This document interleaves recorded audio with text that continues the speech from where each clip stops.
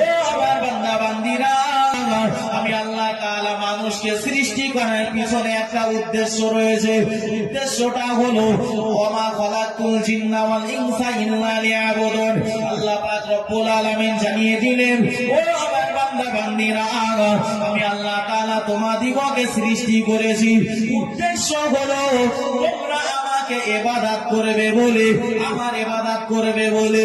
ও ভাইরা বাবাজিরা, আপনাদের কাছে প্রশ্ন আসতে পারে, আল্লাহ বললেন ইল্লা লিয়াবুদুন, কেবলমাত্র ইবাদত করার জন্য আল্লাহ পাক সৃষ্টি করেছেন আমাদিগকে। তাহলে শুধু ইবাদত বন্দেগী করব, সংসার করব কখন? প্রশ্ন আসে না আসে না? আল্লাহ বললেন কেবলমাত্র ইবাদত করার জন্যই সৃষ্টি করেছি।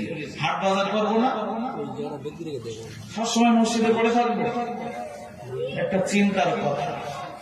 মুফাসসিরিনে কেরামেরা লিখেছে, ইমানদার মানুষের গোটা জীবনের কর্মটাই হলো ইবাদত। জোরে বলেন না সুবহানাল্লাহ। যে কাজটা করবেন সেটা যদি নবীজির আদর্শ মোতাবেক হয়, নবীর তরিকা মোতাবেক হয়, সেটা হবে আপনার জন্য ইবাদত।